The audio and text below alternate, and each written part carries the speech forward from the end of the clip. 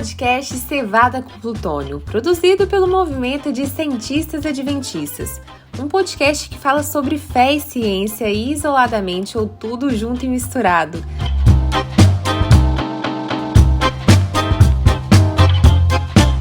Olá, tudo bem? Bem-vindos a mais um episódio do podcast Cevada com Plutônio. É sempre muito bom estar aqui com você, compartilhando esses conhecimentos, essas mensagens aí da Bíblia, da Palavra de Deus e também trocando ideias com os nossos amigos. Hoje nós vamos falar sobre um tema que é para lá de interessante, é o tema da identidade adventista. Para participar conosco aqui, então, a gente convidou o Tiago e o Draulio, né? Então eu quero cumprimentá-los e aí, Tiago, Draulio, querem dar um olá para o pessoal aí, para a turma que está nos escutando? Cumprimento a todos aí, mais um podcast aí, né? Um de muitos, é isso aí. Agora já diminuímos um 0 na esquerda do podcast, estamos progredindo, rumo a 10 mil. Estamos juntos aqui mais uma vez, agradeço aí pelo convite, participar do primeiro podcast com vocês e que seja sempre uma bênção esse podcast para quem está assistindo, no caso ouvindo, né? Tá nos ouvindo e pra gente também, né? Eu sempre, quando penso assim, tem podcast pra gravar, sempre dá aquela alegria, porque vai ser um momento especial, vai ser muita coisa boa. E eu espero que para você que está nos escutando seja assim também. Nós temos, antes de partirmos para o assunto desse podcast, desse episódio, nós queremos reforçar o convite que nós já fizemos anteriormente aqui, que é para você participar do nosso 5º Congresso de Cientistas Adventistas. Esse congresso, nesse ano, 2024, vai acontecer dos dias 26 a 28 de julho, na FAD Minas, que é a Faculdade Adventista lá de Minas Gerais, na cidade de Lavras. Nós vamos ter lá muitas atrações, muitas coisas bacanas. Então, se você quer conhecer a turma toda, quem está fazendo pesquisa, quem está lecionando, quem está fazendo seu mestrado, doutorado, aí e que está envolvido com o movimento de cientistas adventistas, trocar ideias, fazer networking, trocar contatos, você vai ser mais do que bem-vindo. Mande seu e-mail para cientistasadventistas@gmail.com. Então vamos passar aí para o nosso tema então de hoje, identidade adventista. Bom, para a gente poder falar de identidade adventista, nós temos que entender primeiro, né, conforme nós discutimos aqui, Tiago, Draulio e eu, vamos falar um pouquinho sobre identidade cristã, sobre identidade protestante e aí sim, por fim, identidade adventista. Deixando claro que a nossa intenção aqui não é jamais, em hipótese alguma, esgotar ou tentar ser preciso ou academicamente completo no que significa, no que significam essas identidades. Sabemos que cada um desses aspectos aqui envolve uma complexidade muito grande, envolve frentes, tendências muito diferentes entre si, mas é importante a gente fazer essa reflexão para que a gente entenda em que sentido a Igreja Adventista vem a contribuir, em que pontos ela converge, em que pontos ela diverge. Draulio, Tiago, cristianismo, né? Quais são as essências, o que o cristianismo oferece de maneira peculiar, queria usar a palavra complicada aí, mas de maneira idiosincrática, né, para a nossa sociedade? Qual é a grande contribuição, quais são os grandes conteúdos do cristianismo que fazem ele ser o que ele efetivamente é? Olha, Alex, Draulio, vocês aí também que nos ouvem, a primeira coisa é ser um pouco muito básico, mas é porque nós não devemos esquecer que o nome cristão vem do Jesus Cristo. Então, a primeira base que a gente tem do cristianismo é que cristão é aquele que acredita no Antigo Testamento e que acredita que o Messias foi Jesus. E dentro do Messias ter sido Jesus, ele considera como base doutrinária, ou então como o livro sagrado, os textos do Antigo Testamento e do Novo Testamento. É importante nós entendermos isso porque quando nós vamos para a tríade, né, do judaísmo, do islamismo e do cristianismo, isso é o que nos define como cristãos. Então a primeira coisa, Alex, é lembrarmos que o cristão vem de nós acreditamos no Antigo Testamento e entendemos que Jesus é o Messias que foi descrito nessa escritura. Tiago, só complementando aí, Tiago, é interessante falar então que a base então do cristianismo é a Bíblia, não é isso? Uma parte, a Bíblia. Isso mesmo. A gente acredita naquele Antigo Testamento e baseando de que Jesus, né, é o Messias que era descrito no Antigo Testamento, a gente soma ali os evangelhos e os atos e os escritos daqueles apóstolos de Jesus. Você sabe como é que eu encaro isso? É mais ou menos aquela discussão sobre vida, né? Alguns anos atrás, lá no grupo de cientistas adventistas, surgiu uma discussão sobre qual a definição de vida, né? E para surpresa, eu peço desculpa aí se algum biólogo está escutando a gente, eu estou falando alguma bobagem, mas não tem um consenso geral sobre vida, porque a vida, qualquer critério que a gente usar para definir a vida, ele quase que invariavelmente ele é transgredido em algum ponto, né? Então, por exemplo, a vida é a capacidade de se reproduzir, mas daí a mula não se reproduz, então ela não é viva, ela não é uma forma de vida, assim. Então, só um exemplo, né? Quando eu olho para o cristianismo, eu vejo mais ou menos isso, uma massa que a gente meio que intuitivamente a gente sabe o que é, mas quando a gente tenta colocar isso em postulados, fica extremamente difícil, porque olha só o que vocês trouxeram, né, o Tiago e o Draulio. A gente fala aí cristianismo, Velho Testamento, Jesus, Messias, Novo Testamento.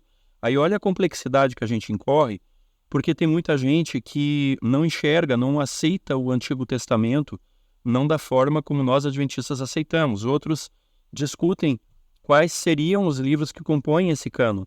Outros ainda discutem qual que é a validade histórica, a aplicabilidade, né, o papel doutrinário, a força desses livros de Gênesis. Por exemplo, entre muitas e inúmeras discussões.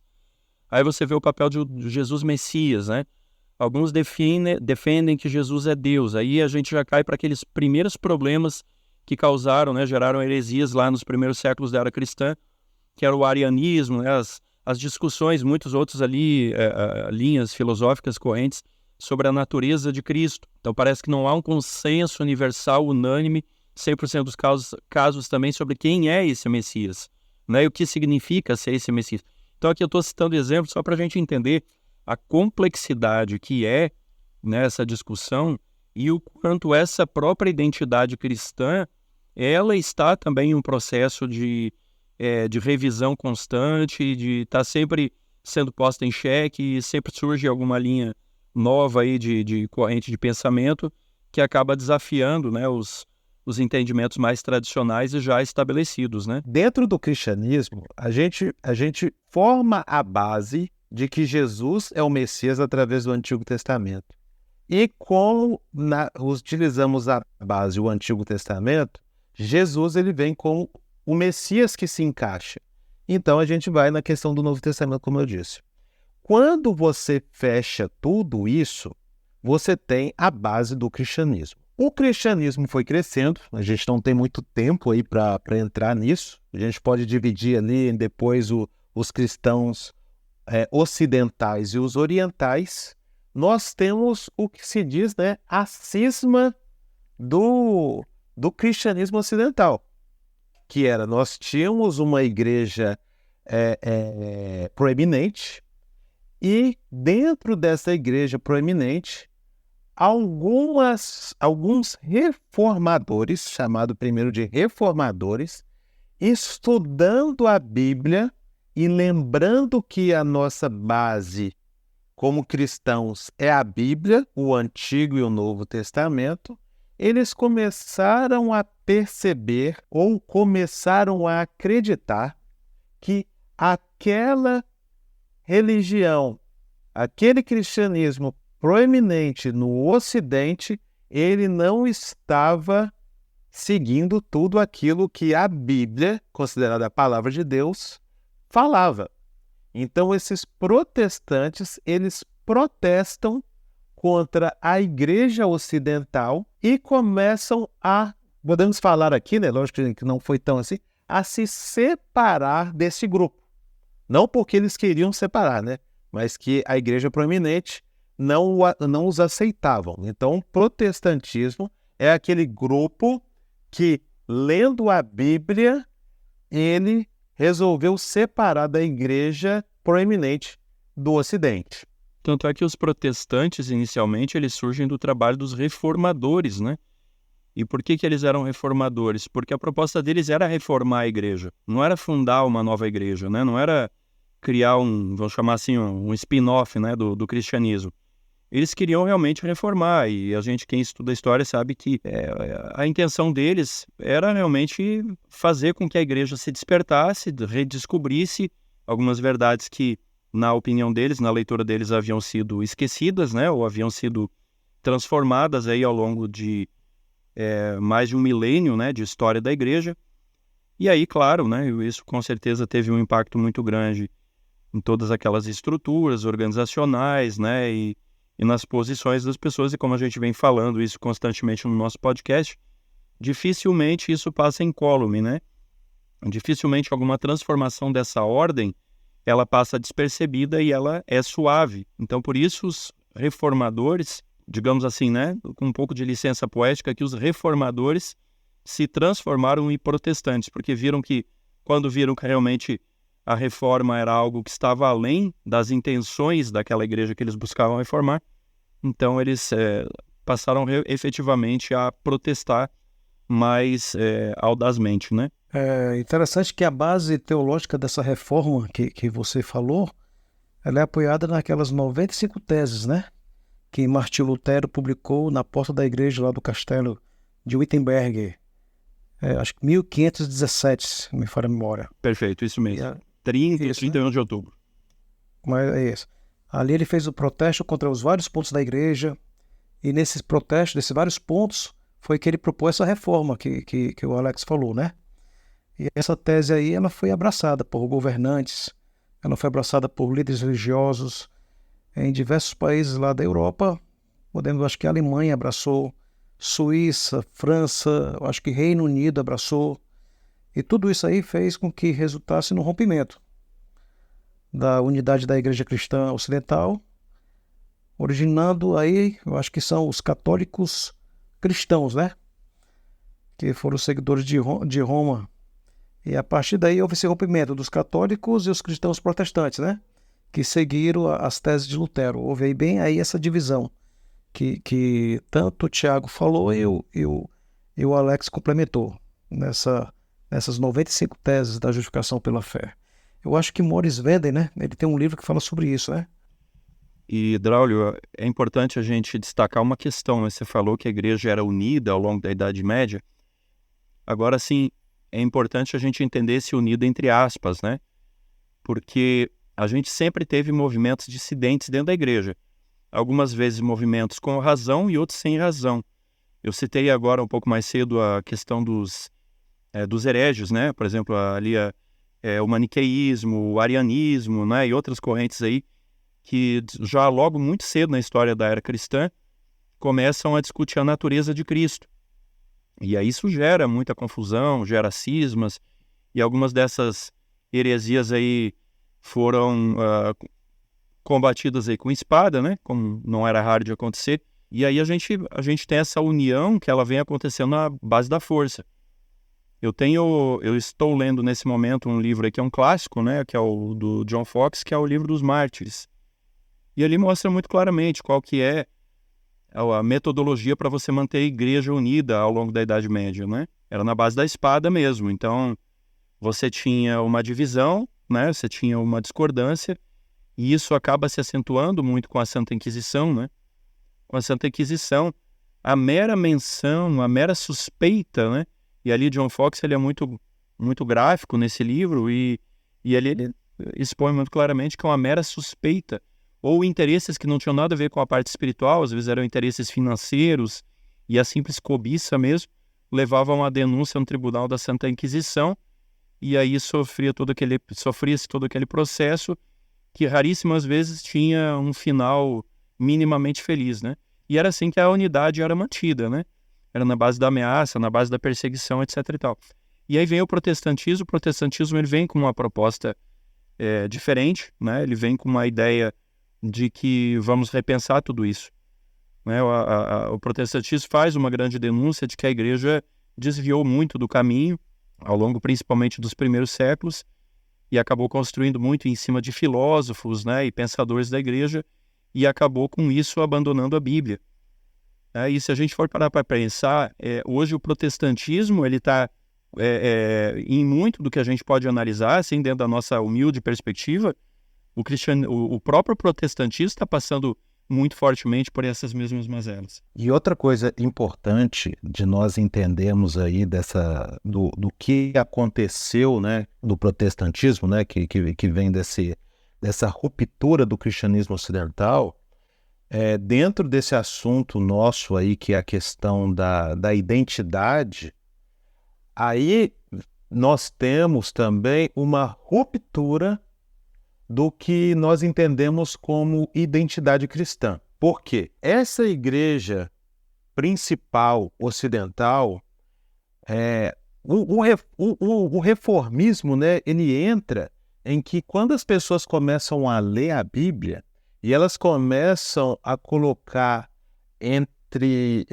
comparação com aquilo que acontecia na igreja, eles começam a focar na Bíblia, enquanto a igreja principal ocidental, ela focava numa tríade, que seria o Sagrado Magistério, a Sagrada Escritura e a Sagrada Tradição. Então, tanto até conhecido aí nas discussões, né, que eu já escutei também na internet, é lembrar que o povo da Bíblia, que quando se tem esse termo, são os protestantes, porque na identidade, na base da identidade do protestantismo está a questão de que nós desenvolvemos as nossas doutrinas e os nossos princípios dentro da Bíblia.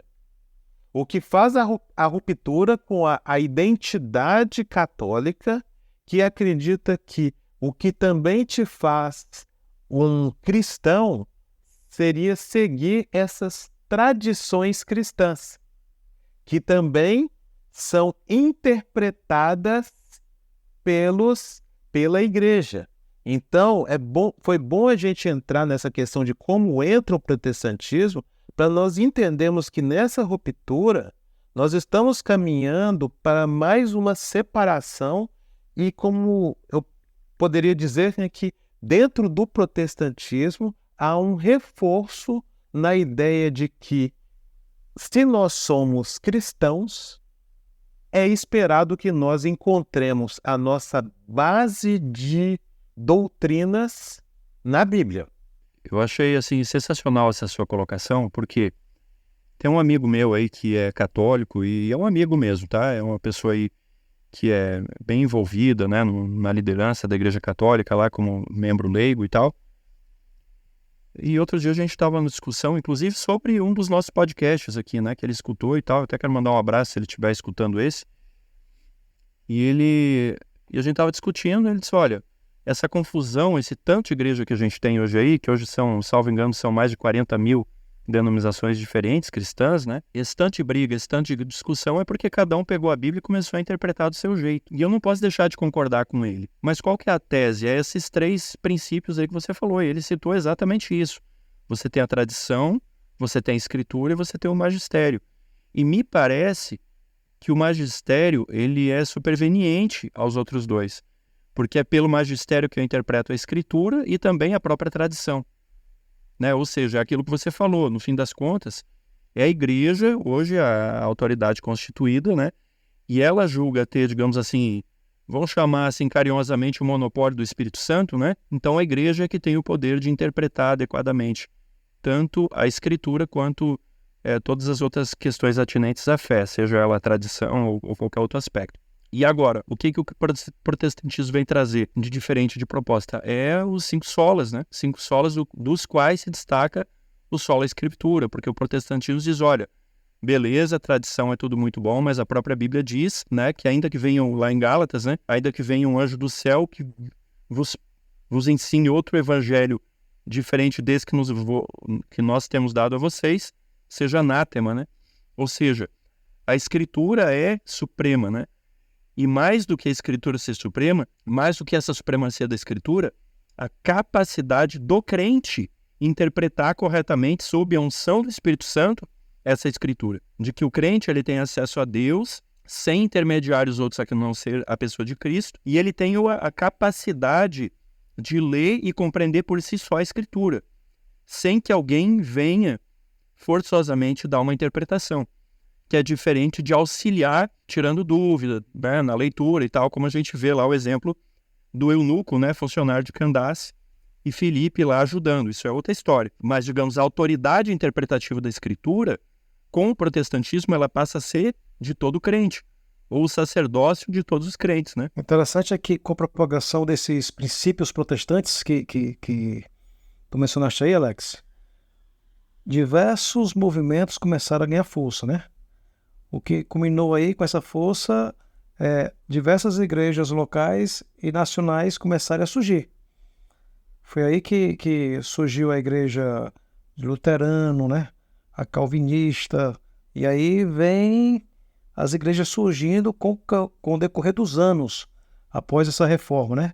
Baseado no que você e no que o Tiago falaram aí. Utilizar a Bíblia, somente a Bíblia, como regra de fé. Com o protestantismo, né, digamos assim, essa evolução não para por aí. Por quê? Logo, não muito tempo depois desses primeiros movimentos da reforma protestante, a gente tem a divisão do protestantismo em pelo menos dois grandes grupos, né? Em 2015, eu tive o privilégio de visitar o Museu da Reforma Protestante em Genebra, na Suíça, e me chamou a atenção porque eles têm um gráfico, né?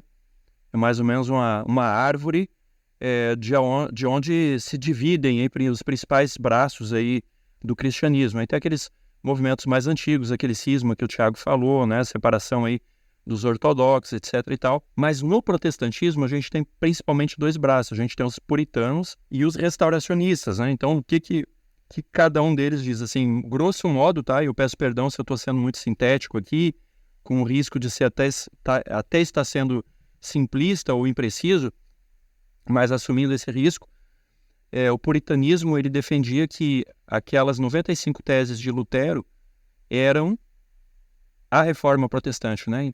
E Lutero reformou a igreja, ponto, acabou. Então por isso chama puritano, né? A pureza da mensagem reformada. E aí então a gente tem o segundo braço, que é o restauracionista, que diz que não. Por que se chama restauracionista? Esse entendimento, essa vertente do protestantismo, ela entende que Lutero deu o kick-off, né? Ele foi lá e deu o pontapé inicial para a reforma protestante. Que depois de Lutero, haveriam ainda outras verdades a serem restauradas com o passar, né, do tempo, à medida que a igreja fosse peneirando para fora todas aquelas coisas que foram sendo incorporadas na igreja cristã ao longo da Idade Média, importadas muito frequentemente do mitraísmo, né? Então aí a gente pode trazer isso, vai ser mais importante para a gente na discussão de hoje, que é a questão da identidade adventista. A gente tem a questão ali do mitraísmo, a gente tem a adoração de imagens, a gente tem o culto ao dia do sol, que era o domingo, né? Aquelas outras, até a própria sistemática de adoração, né?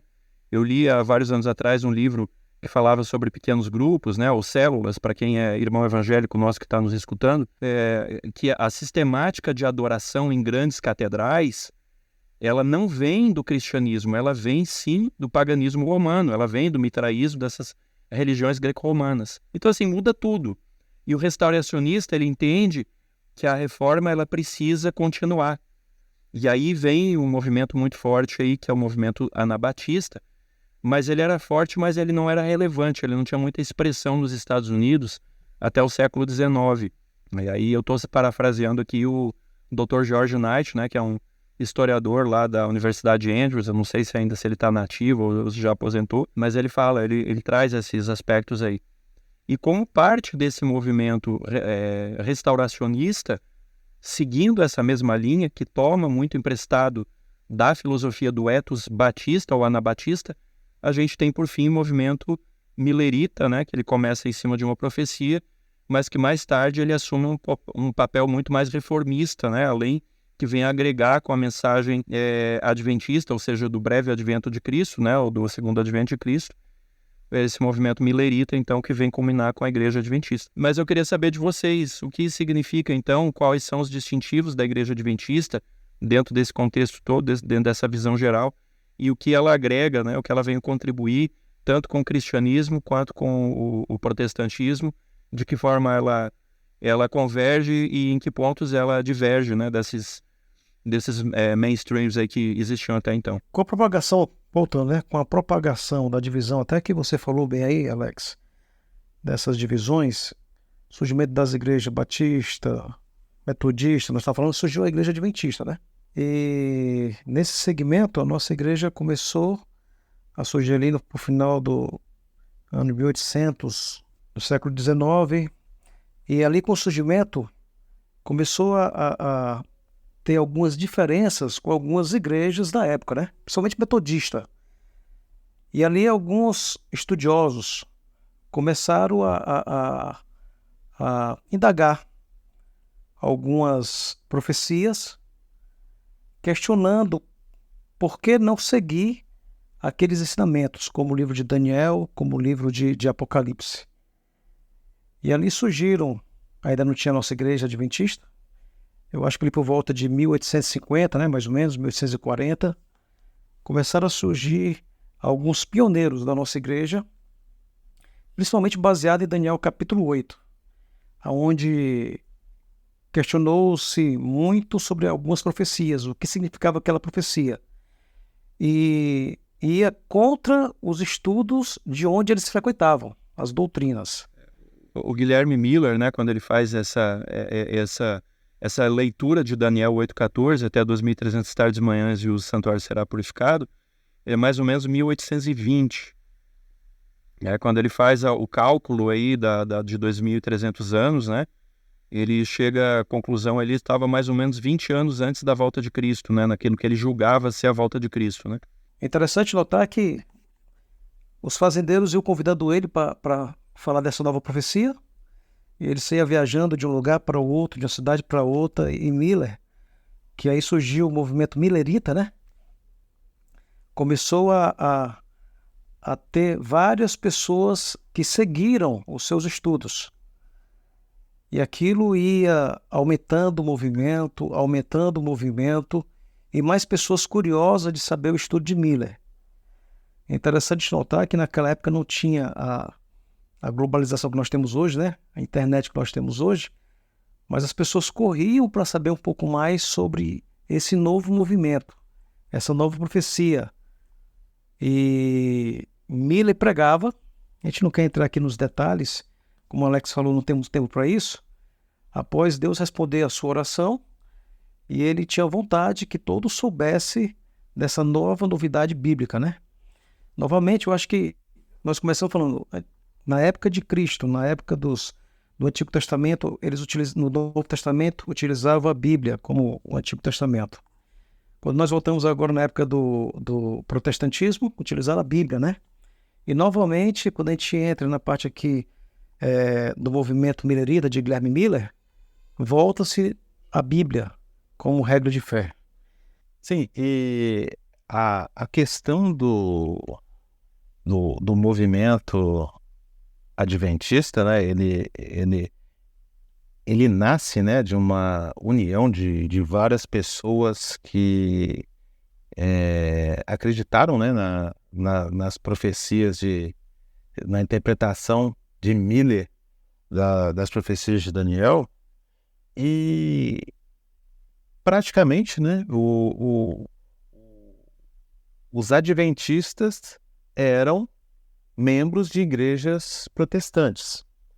E eu sei que alguns protestantes vão falar que a igreja adventista não é, mas às vezes eles usam até aquele conceito de seita, né?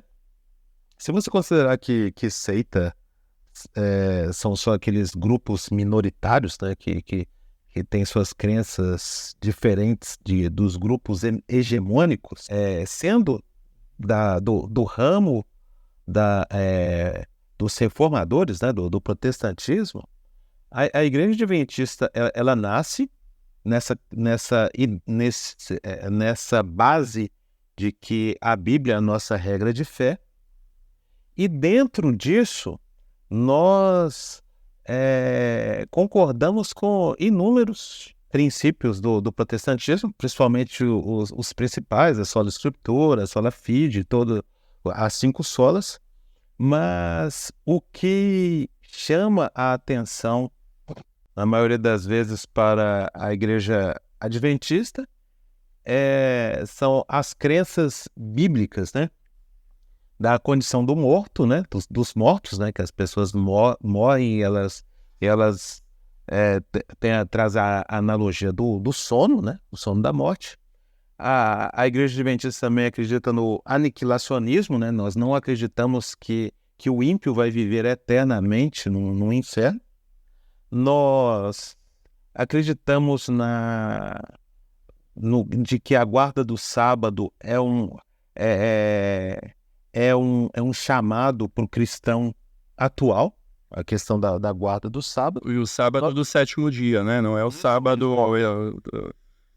o sábado do primeiro dia da semana, no caso. E o sábado 7º dia da semana. Nós acreditamos e nós focamos também muito na questão do santuário do Antigo Testamento como um modelo para o santuário celestial. E do santuário nós tiramos e fazemos as analogias com a morte de Cristo, a segunda vinda e tudo aquilo que ele faz por nós. E o dom profético, né? Que nós acreditamos que os dons não cessaram. Então a gente acredita no dom profético. E entre isso e muitas outras, nós acreditamos, por exemplo, no batismo por imersão, como os batistas, diferente dos metodistas. A mensagem de saúde também, né, que traz uma diferenciação na alimentação, pela qual os adventistas são muito conhecidos aí no meio da sociedade, né? Questão da carne de porco, a bebida alcoólica, o fumo, o café, né? E o camarão, os frutos do mar ali e tal, né? Diferente lá aquilo que diverge de Levítico 11, no caso, né? Sim, perfeito. E para aquele que entende, né, que como nós vemos do protestantismo, então todas essas doutrinas adventistas, elas se encontram com base bíblica. Então perceba que dentro da identidade protestante, nós teremos dentro da identidade protestante várias identidades. A identidade batista, a identidade adventista, da mesma forma que você falou. Se nós pensarmos na ideia do catolicismo, né, que eles mantinham, né, o sagrado magistério, né, como a igreja, como a chamada por Deus para fazer a interpretação, a igreja ela cria a identidade. Já dentro do protestantismo, o protestantismo cria a base da identidade, pois todos aqueles que vêm do protestantismo, eles têm que criar a sua identidade baseada na Bíblia. Então esse também é um diferencial que nós podemos ver aí, que vocês estavam falando dos ramos, né? Das igrejas cristãs, igrejas ocidentais, igrejas protestantes e as outras igrejas dentro do ramo, como é formada uma identidade de uma igreja. E Thiago, tem uma questão aí que é muito interessante, Draulio, se você quiser falar também pode interromper a qualquer momento, tá? Enfim, a gente tem, hoje é consenso que a gente tem 3 fundadores da Igreja Adventista, né? 3 grandes nomes ali que foram os responsáveis por pegar aquele rescaldo do movimento milerita, quem tinha sobrevivido, vamos chamar assim, né? Aquelas pessoas cuja fé sobreviveu ao grande desapontamento de 1843 depois 1844, e formar efetivamente o que hoje é a Igreja Adventista do 7º dia, né? Ali entre os anos de 1862 e 1863, organizar oficialmente, né, a personalidade jurídica desse movimento que hoje é a Igreja Adventista. E essas pessoas, elas vieram já de comunidades cristãs, né? Quem são essas 3 pessoas? É o capitão Joseph Bates, né? O José Bates, como a gente conhece no Brasil. Nós temos ali o casal também, né? Thiago White, ou James White, né? Que ele era da Conexão Cristã, que era um movimento bem conhecido nos Estados Unidos aí no século XIX. e a jovem Ellen Harmon, né, que mais tarde casando-se com Tiago White, então passou a ser a conhecida Ellen White, né, que ela veio de uma família metodista. E lá no metodismo, o pai dela, né, ela era uma adolescente, uma jovenzinha, toda a família dela escutaram, o pai dela escutou o Guilherme Miller pregando sobre a mensagem do Advento e ela aceitou. E eles tentaram permanecer fiéis à igreja metodista, mas ao mesmo tempo que abraçando as ideias do Sr. Miller, como eles chamavam. E eles começaram a ser perseguidos dentro da igreja, né? A gente citou no podcast agora, não muito tempo atrás, sobre a perseguição e como as ideias novas geram muitas vezes oposição e até perseguição, né? E não foi diferente com a família Harmon. A família Harmon chegou a ser excluída da igreja metodista porque abraçava a ideia de Guilherme Miller de que Jesus voltaria em breve, né? E começou a acreditar. Então essas pessoas aí, elas já vêm de um contexto protestante, elas já vêm, né, de todo um conjunto de crenças e elas vêm agregando, né, com base nas novas descobertas, nas novas interpretações. E assim, para mim, eu vejo a igreja adventista divergindo muito porque muito rapidamente aquelas igrejas naquele momento, elas diziam, não, esse negócio de segunda vinda de Cristo não está revelado, né, e acabavam não tendo uma interpretação consistente, né, e uníssona da Bíblia, do cânon sagrado, ali dos 66 livros, em cima de uma temática. Então, às vezes, eles contra-argumentavam a mensagem de Guilherme Miller, mas, assim, eram contextos isolados e que eles não levavam a uma unidade, né? Então, eu penso que talvez uma das grandes contribuições da Igreja Adventista seja no intuito de entender a Bíblia no sentido não fundamentalista, mas sim do sentido em que a palavra fala por si mesma, né? E com uma interpretação que todo o texto bíblico ele precisa estar em uníssono, né? Então, um texto não pode discordar dos demais. Se aparentemente eles estão em discordância, é necessário se fazer um esforço, então, para que a gente entenda, às vezes, uma doutrina subjacente que faça esses textos aparentemente conflitantes convergirem, né? A gente poderia citar vários exemplos aí, em função do tempo não vamos poder, né? Mas, Draulio, o que mais a Igreja Adventista traz de contribuição que vem a formar hoje aquilo que a gente discute, que a gente reflete hoje, que seria a identidade adventista? É interessante notar também, Alex, que o Tiago falou aí de alguns pontos interessantes, você complementou, né? Mas esse complemento, essa identidade, ela foi formada com o decorrer dos anos.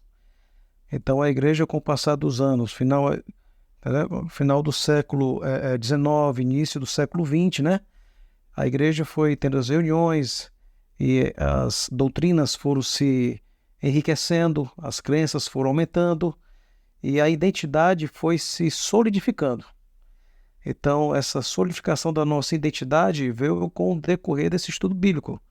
E quanto mais se aprofundava no estudo da Bíblia, mais essa identidade esclarecia. Mas tem uma outra questão aí que é interessante também, que é o seguinte: a própria Igreja Adventista, dentro dela mesma, ela teve um processo de reavaliar e repensar a sua identidade. Né? O Dr. George Knight fala que no século XIX houve duas grandes rupturas de identidade na Igreja Adventista. A primeira delas foi o grande desapontamento, né, de 1844, ou seja, o que é isso, né, para quem está nos ouvindo aí que não é do círculo adventista, que é saber o que significa, é a crença, né, que os mileritas, o movimento milerita tinha de que Jesus voltaria no dia 22 de outubro de 1844, né, o dia do Yom Kippur, da purificação do santuário. E aí, naturalmente, as pessoas ficaram aguardando Jesus voltar, né, em torno de... As estatísticas mais conservadoras era de que seriam em torno de 50 mil pessoas nos Estados Unidos que estavam esperando Jesus voltar, e Jesus não veio, né? Isso levou a uma profunda reflexão dentro desse movimento adventista, que não era ainda a Igreja Adventista, mas que muito em breve viria a ser, né? Os remanescentes desse movimento aí formaram a Igreja Adventista. E mais tarde, em 1888, e a Igreja Adventista também chega a um grande momento de ruptura, né? Por quê? Porque a Igreja Adventista surge dentro de uma América protestante, certo? Como a gente já falou aí, eram metodistas, eram Conexão Cristã, eram batistas, eram presbiterianos, eram calvinistas, e por aí vai, luteranos, né? Mas aí a Igreja Adventista surge nesse meio e ela começa a fazer o quê? Ela vai pregar as doutrinas distintivas. E lá no início, é interessante que se você voltasse na Igreja Adventista lá no comecinho, você ia ver que as pessoas lá... Você não ia reconhecer a Igreja Adventista, porque a Igreja Adventista guardava o domingo, né? A Igreja Adventista lá comia porco livremente, sem problema algum. Não se acreditava na Trindade no começo também, né? Você acreditava lá... Não é que não se acreditava, mas não se explorava a questão da Trindade, né? Era um conceito assim que, mais ou menos, não mexe com isso não, né? Mas não se dava ênfase para o Espírito Santo como mais tarde passou a se dar. Então, a Igreja Adventista ela vai redescobrindo, né, seguindo aquele princípio restauracionista, ela vai redescobrindo algumas questões na Bíblia e vai implementando aos poucos, né? Reforma de saúde, sábado, o estado do homem da morte, e aí por aí vai. Aí entra o papel de Ellen White. Ellen White tem um impacto fundamental na Igreja Adventista, embora nenhuma crença da Igreja Adventista seja alicerçada em algum escrito de Ellen White, todas elas são fundamentadas na Bíblia, isso a gente consegue demonstrar com bastante facilidade.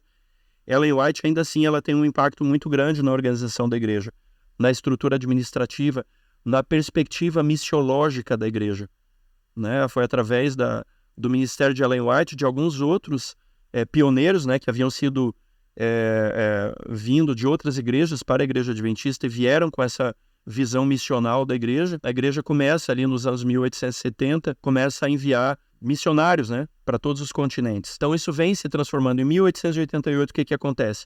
A igreja havia dado tanta ênfase para as questões distintivas, que é a questão do sábado, a questão ali, que, como o Tiago citou, do santuário, né, todos esses pontos aí pelos quais a sociedade conhece, até caricaturiza a Igreja Adventista, né? Ela havia dado tanta ênfase que estava esquecendo aquilo que era mais essencial, mais basilar do que isso, que era justamente esse ethos protestante. Era a questão da salvação pela graça e tantas outras coisas. E aí tem Alonzo T. Jones e Waggoner também, né? Que eram os dois jovens lá que deram muita ênfase nisso, despertaram a oposição, inclusive, da liderança da igreja, mas até que em 1888 a igreja chega a um veredicto aí que precisava reformar também, precisava não reformar, mas precisava redescobrir essa identidade que sem querer havia sido perdida ao longo de 40 anos aí de pregação, né, depois do grande desapontamento. Alex, e isso que você está falando é importante no tema aqui que nós estamos falando sobre a identidade adventista, é que o grande desapontamento de 1844, apesar de nós falarmos e ser verdade que não era a Igreja Adventista foi se formar anos depois, em 1863, nós precisamos entender a importância desse desapontamento na identidade adventista. Apesar de que em 1844 não era a Igreja Adventista do Sétimo Dia, mas é o movimento milerita, os fundadores da Igreja Adventista eram pessoas que tinham passado pelo desapontamento. Então a Igreja Adventista, ela dentro da identidade protestante de basear as suas doutrinas somente na Bíblia, e com esse desapontamento, a Igreja Adventista ela era mais aberta às pessoas que traziam novas verdades baseadas na Bíblia. Se você pega a história da Igreja Adventista, e a gente pode fazer de forma simplista, pessoas entravam no Adventismo. Eu posso pegar um exemplo, Raquel Oaks, e por eles terem essa história com o desapontamento, quando Raquel Oaks falou sobre o sábado, aquele grupo da igreja era aberto para falar assim: se é bíblico, vamos estudar. Então a Igreja Adventista, ela dentro da sua própria identidade, nós temos essa que poderíamos dizer uma flexibilidade. Não que a gente acredite em qualquer coisa, mas que nós estamos abertos a estudarmos a Bíblia para sabermos se aquilo que a gente está acreditando é realmente verdade. Então, isso também é algo que nós não podemos perder como adventistas. E, Tiago, só para complementar, na Conferência Geral nós temos um setor, vamos chamar assim um setor, que tem vários estudiosos da Bíblia lá, abertos a isso, né? Eles estudam constantemente as profecias, estudam constantemente alguns levantamentos que nós da igreja sabemos que existe alguns levantamentos de dúvidas. Eu acho que o Alex falou até aí, né? Sobre a Trindade. De vez em quando surge aí alguns movimentos, né? Então essa turma estuda bem, faz documentos, a posição da igreja é essa. Então nossa igreja durante esses anos, 1863, né? Até nossos dias, sempre teve estudiosos sobre assuntos relevantes para o crescimento da própria igreja. Eu quero parafrasear o George Knight mais uma vez, porque ele tem uma frase dele num dos livros que eu li dele, que eu não lembro mais qual livro, mas que é sensacional. Ele diz assim: a igreja adventista só tem um credo, e esse credo é a Bíblia. E por que ele fala isso? É porque a igreja adventista, como o Tiago colocou, e eu acho que isso é um grande ponto, é uma grande contribuição que a igreja traz, né, por meio da sua identidade para toda a comunidade cristã evangélica, protestante, enfim, é que no que a gente crê inamovivelmente, é na Bíblia. Porque tudo mais está debaixo de escrutínio. Se algum dia alguém chegar aqui, por exemplo, e conseguir provar biblicamente que o dia de guarda não é o sábado, mas é a terça-feira, a igreja adventista vai mudar, como o Tiago falou, vai mudar. Eu acho interessante quando o pessoal da igreja batista, enfim, critica os adventistas por causa do sábado, porque a gente só guarda o sábado por causa da Raquel Oaks Preston, né, que o Tiago citou aqui, que era batista do sétimo dia, né? E ela criticou um pastor adventista porque ele pregava tão bonito e não cumpria a lei de Deus. Aí o pastor ficou melindrado: mas como assim? Como é que você me diz aqui que eu não estou cumprindo a lei de Deus e não estou guardando os mandamentos e tal? E ela apontou o mandamento sábado, e ele foi buscar no arsenal de argumentos dele tudo isso que os evangélicos hoje usam, né, para descaracterizar o sábado para nós, ou para tentar descaracterizar. E aí, diante da impossibilidade, foi se levando, escalando a situação, até que chegou nas cabeças da igreja, que não era uma igreja muito grande, muito expressiva na época ali, mas ali, como o Draulio falou, tinha aqueles líderes ali com a cabeça aberta. Disse: não, ela está certa, a Bíblia está mandando guardar o sábado, né? Então aí não foi da noite para o dia, mas a igreja passou a guardar o sábado. E eu acho que isso é sensacional, né? A gente não pode se empedernir no nosso orgulho, na nossa arrogância e na nossa tradição. E aqui eu quero já caminhando para o final, eu quero fazer uma reflexão, porque eu fico muito triste hoje quando eu vejo os nossos irmãos protestantes, e eu falo isso assim com muito carinho, porque eu me sinto protestante, me sinto de verdade, né? Eu acho que cada adventista raiz mesmo se sente visceralmente protestante, né? Quando nós olhamos os nossos irmãos protestantes, eu vejo que aquela crise que a Igreja Católica passou na Idade Média e que passa, de certa forma, até hoje, né? Ela está muito presente na Igreja Protestante. Por quê? Porque a Igreja Católica, ela diz assim: olha, eu interpreto a Escritura através aqui dos filósofos, através da autoridade papal aqui e tal, né? Então aqui do magistério, como o Tiago citou bem ali. Então eu interpreto a Escritura.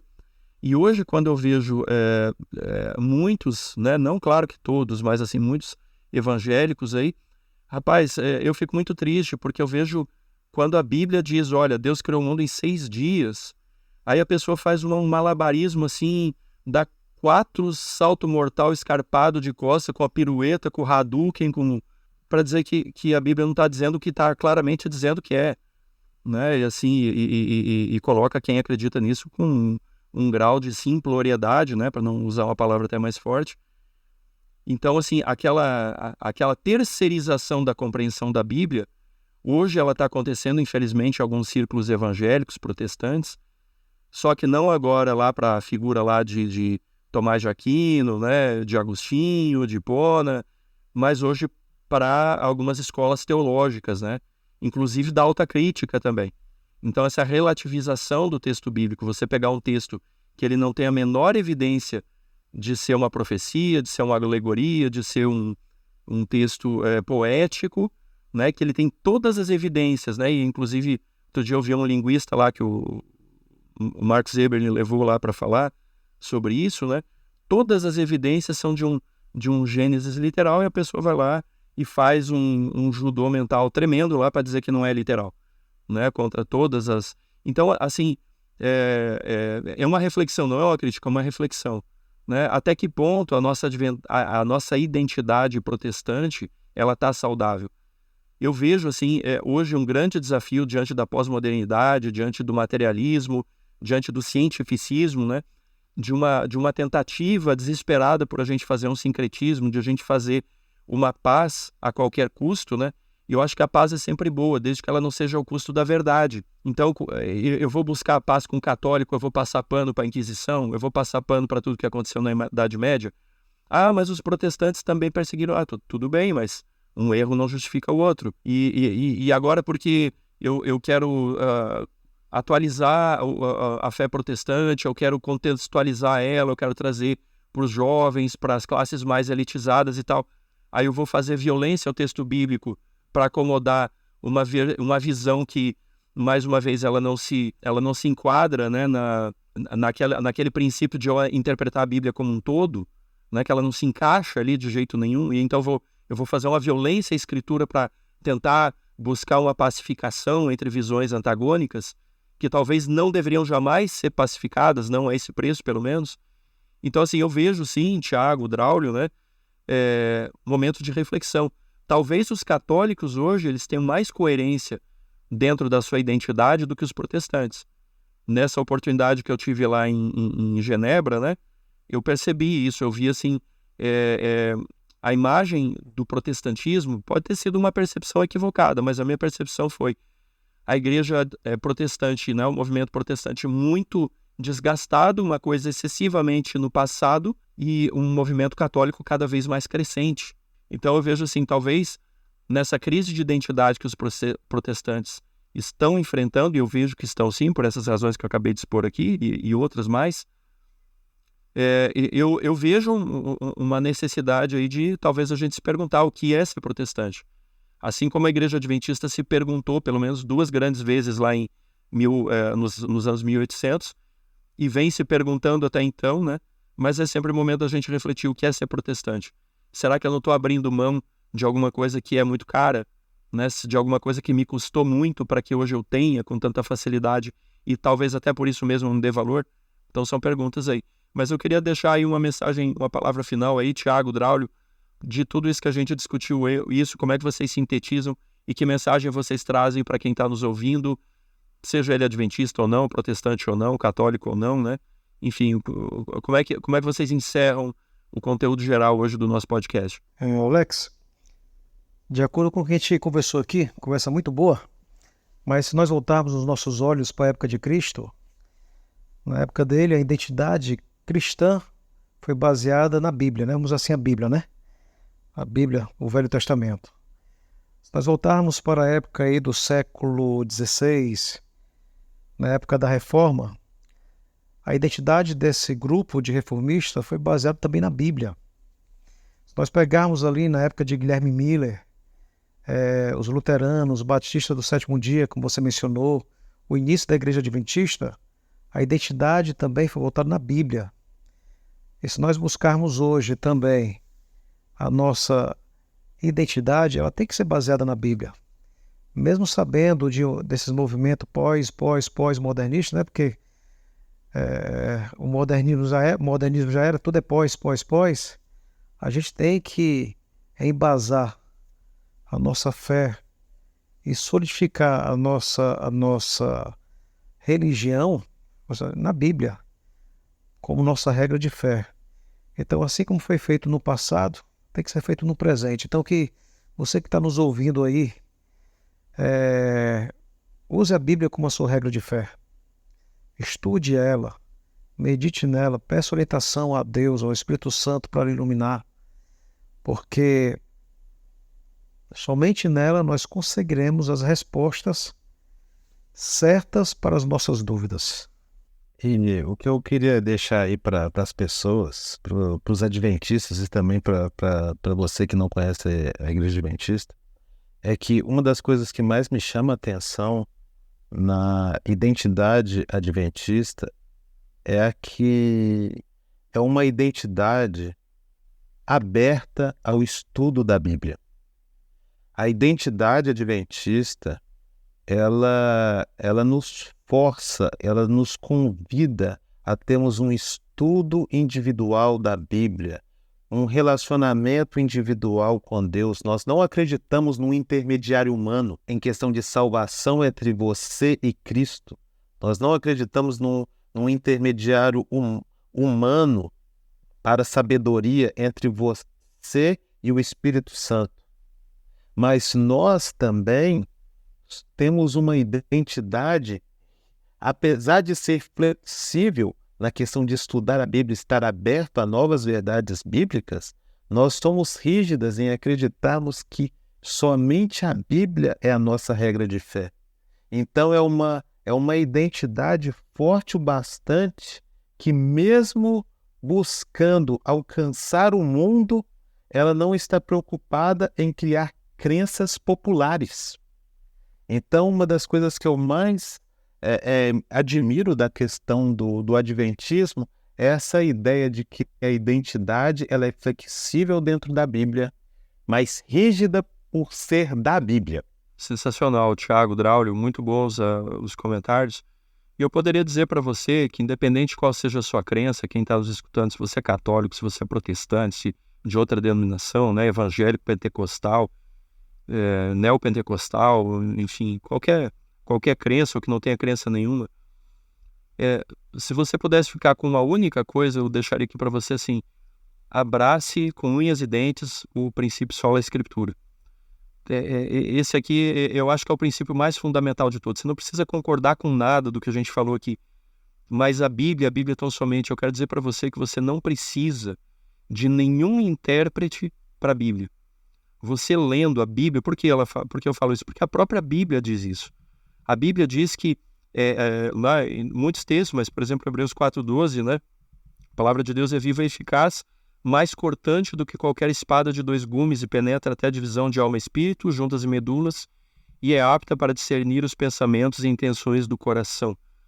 Então, você não precisa de um teólogo para fazer elucubrações mirabolantes aí para trazer coisas que não estão no texto bíblico, para explicar ele para você. Mas, embora isso seja sim bem-vindo, não temos nada contra isso, mas não quando a mensagem, o texto bíblico é revertido, né, ou invertido. Você não precisa de nenhum líder espiritual para interceder por você, você não precisa de nada mais a não ser o Espírito Santo e a pessoa de Cristo. E isso é tudo. O restante, tudo mais é consequência. É através da palavra, né, através da palavra escrita que nós conhecemos a palavra viva, né, a palavra do verbo, né, que se fez carne. Então, fique com isso, né, fique com isso, sola escritura. Mensagem protestante que os católicos também acreditam, tá? Também acreditam na escritura, mas não no sola escritura, né? Mas também acreditam na escritura. Então é isso. Muito obrigado, tá? Thiago, Draulio, foi um prazer estar com vocês aqui. Uma pena que o tempo passa tão rápido, né? Esse tema aqui é riquíssimo e a gente deixa as portas abertas aqui para a gente voltar e falar sobre as implicações, né? Os desenrolares aí da identidade adventista. Não só isso, a identidade, hoje falamos também da identidade protestante, um pouquinho, muito superficialmente, e da identidade cristã como um todo também. Tá certo? Nosso muito obrigado aí pela sua audiência, continue nos acompanhando, compartilha, por favor, esse podcast. Compartilhando o podcast você nos ajuda a crescer, a chegar em mais pessoas, você incentiva o nosso trabalho, né? Dá o seu like, se inscreve, por favor, na rede social, a gente está expandindo a nossa presença aí nos streamings, né? Estamos no Spotify, estamos na Apple, agora estamos na Amazon também, estamos no Google, além do YouTube também. Então, continue nos seguindo em todos esses canais, escreve, compartilha, e assim você está colaborando um pouquinho para o nosso ministério crescer e cumprir o seu propósito. Tá certo? Um grande abraço, a gente se vê na próxima, ou a gente se ouve, né? A gente se ouve na próxima quinta-feira, às 17 horas em ponto, no podcast Cevada com Plutônio. Até lá, um grande abraço.